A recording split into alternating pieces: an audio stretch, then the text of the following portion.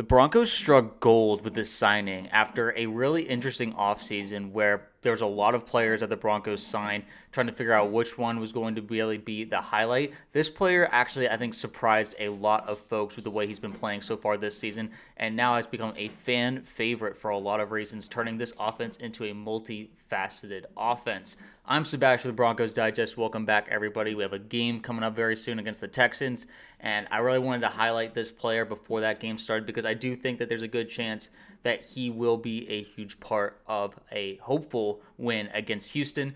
But make sure to subscribe, make sure to like, make sure to comment, all that good stuff. I'll be asking questions at the end of the video to kind of get y'all engaged and just really see where the Broncos fandom is right now. We're trying to reach 1,000 subscribers right now. We're doing a good job so far, but we want to keep building this stuff. We're really excited about what we've been doing so far on this channel, but we want to keep growing. Absolutely. Thank you to everyone who's already subscribed. Anyway, let's just jump right into it because I think, you saw the thumbnail, you have an idea of what we're talking about, and yes, it is correct. We are talking about none other than JK Dobbins, a fan favorite, someone who's, listen, RJ Harvery, don't get me wrong, had an amazing game against the Cowboys. A lot of rookies did have, really breakout games against them. But overall, JK Dobbins has been the most consistent offensive weapon, honestly, throughout the entire season. He's really opened up the running game. And I want to shout out the offensive line. They've been doing a great job as well, both in pass and run protection, maybe minus like the Jets game or something. But, man, it feels like every time we get him the ball, it's just something good happens, something special happens. And it feels like he's really elevated his game. And a lot of people have been, wanting a veteran presence in the running back room that still has, this youthful energy to him, but also very good, team-oriented just mindset. And that's JK. I think I was really excited when we signed him because I knew that was, in his wheelhouse. But at the same time, I wasn't sure what was in his tank still. Granted, he's 26 years old. It's not like that's old. But at the same time, running backs, very short shelf lifespan. So it's a matter of, okay, how much did he have left in him? And it seems like there's a lot. And Broncos fans are already clamoring for him to be extended. And there's a good reason for it. JK Dobbins recently said this past week, as far as an extension, that hasn't crossed my mind. As far as me wanting to be here in Denver, yes, I hope to end my career here. I love it. I love the fan base. I love my teammates. I love Sean Payton. I love the owners. So, a lot of love going across the board. He's letting the agent kind of worry about the extension stuff because overall JK's just focused on playing football and the fan base. We need to get some JK chants going or something. I don't know what it is, but he chose us over the Chargers. He chose us over the Ravens. All these teams that he's talked about, where he's been in the past. He says that Denver is easily the best. That goes a long way. Because listen, Denver's been through a lot recently, just in terms of the bad teams that we've had. And we finally made it back to the playoffs last year, and now JK is joining a culture that's been really well built with these new owners and Sean Payton and just the whole team, Bo Nix, all these guys. And I think just everybody is really in a good mindset right now. We're on a 5-game win streak, which is tied for the longest in the NFL right now, the longest active win streak. Really, really exciting to see the Patriots and Broncos back at the top of this stuff. And listen, JK has had a lot to do with it. He's been doing all kinds of great things. Zach Kulberman posted this, which I thought was really cool. JK Dobbins has the second most carries of 10-plus yards, 19 of any running back in the NFL this year. Dobbins also ranks third in total rushing yards and third in rushing yards over expected, plus 158.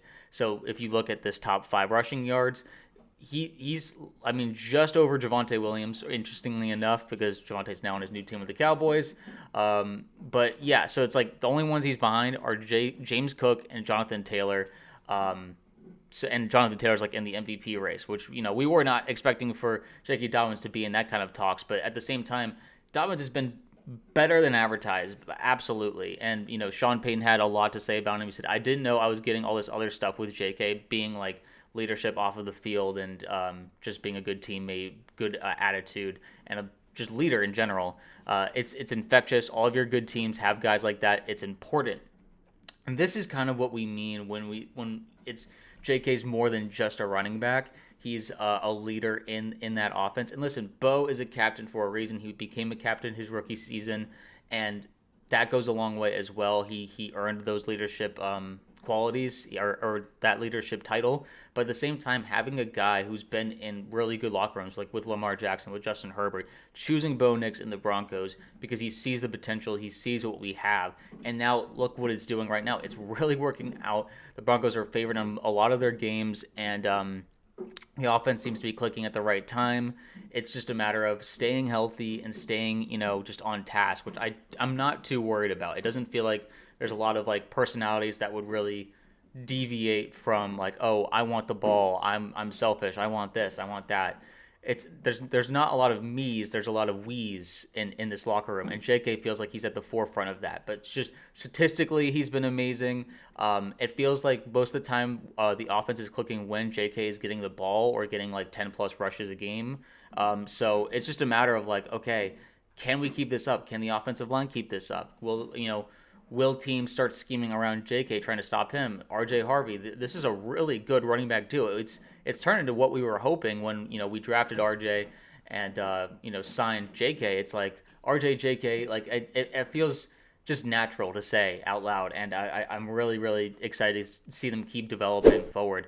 Bo Nix also said, we were fortunate enough to acquire him. He hasn't skipped a beat. He runs very physical, very tough. He's not a prima donna, not worried about getting hit or not wanting to protect or just wanting the football. We score a lot because of guys like that, and that's also a really important aspect. Is like it's not just attitude-wise, but it's the fact that he's willing to do whatever the team needs him to do. He takes on the task, and that rubs off on guys like a Pat Bryant, who's become like one of the better blocking receivers that we've had in a little bit.